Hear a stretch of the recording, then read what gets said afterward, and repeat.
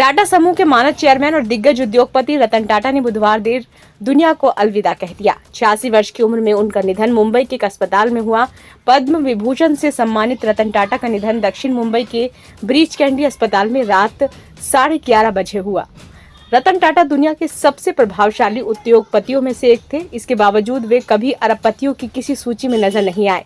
उनके पास 30 से ज्यादा कंपनियां थीं। ये कंपनियां 6 महाद्वीपों के 100 से अधिक देशों में फैली थीं। इसके बावजूद वह एक सादगीपूर्ण जीवन जीते थे। रतन नवल टाटा जमशेदजी टाटा के परपोते थे, जिन्होंने टाटा समूह की स्थापना की थी। उनका जन्म 28 दिसंबर 1937 को मुंबई में नवल टाटा और सूनी टाटा के घर हुआ था। 1948 में उनके माता पिता के अलग हो जाने के बाद उनका पालन पोषण उनकी दादी नवाजबाई टाटा ने किया। 4 मौकों पर शादी के करीब आने के बावजूद रतन टाटा ने कभी भी शादी नहीं की। उन्होंने एक बार स्वीकार किया था कि लॉस एंजलिस में काम करने के दौरान उन्हें प्यार हो गया था, लेकिन 1962 के भारत चीन युद्ध के कारण लड़की के माता पिता ने उसे भारत आने से देने से मना कर दिया। ऐसा था रतन टाटा का सफर। सरल व्यक्तित्व के धनी टाटा एक कॉर्पोरेट दिग्गज थे, जिन्होंने अपनी शालीनता और ईमानदारी के बूते एक अलग तरह की छवि बनाई थी। रतन टाटा 1962 में कॉर्नेल विश्वविद्यालय न्यूयॉर्क से वास्तुकला में BS की डिग्री प्राप्त करने के बाद पारिवारिक कंपनी में शामिल हो गए।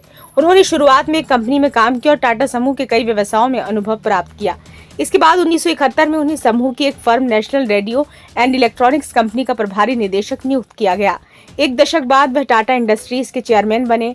1868 में कपड़ा और व्यापारिक छोटी फर्म के रूप में शुरुआत करने वाले टाटा समूह ने शीघ्र ही खुद को एक वैश्विक महाशक्ति में बदल दिया।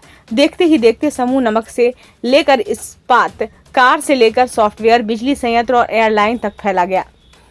1991 में अपने चाचा JRD टाटा से टाटा समूह के चेयरमैन का पदभार संभाला। JRD टाटा 5 दशक से भी अधिक समय से इस पद पर थे। रतन टाटा 2 दशक से अधिक समय तक समूह की मुख्य होल्डिंग कंपनी टाटा सन्स के चेयरमैन रहे। इस दौरान समूह ने तेजी से विस्तार करते हुए वर्ष 2000 में लंदन स्थित टेटली की को 43.13 करोड़ अमेरिकी डॉलर में खरीदा। टाटा ने 2004 में दक्षिण कोरिया की देवू मोटर्स के ट्रक निर्माण परिचालन को 10.2 करोड़ अमेरिकी डॉलर में खरीदा। टाटा ने एंग्लो डच स्टील निर्माता कोरस समूह को 11 अरब अमेरिकी डॉलर में खरीदा।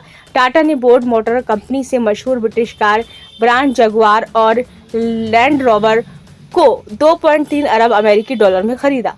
2009 में रतन ने दुनिया की सबसे सस्ती कार को मध्यम वर्ग तक पहुंचाने का अपना वादा पूरा किया।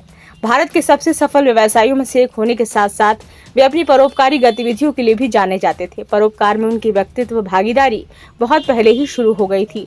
वर्ष 1970 के दशक में उन्होंने आगा खान अस्पताल और मेडिकल कॉलेज परियोजना की शुरुआत की, जिसने भारत के प्रमुख स्वास्थ्य सेवा संस्थानों में से एक की नींव रखी।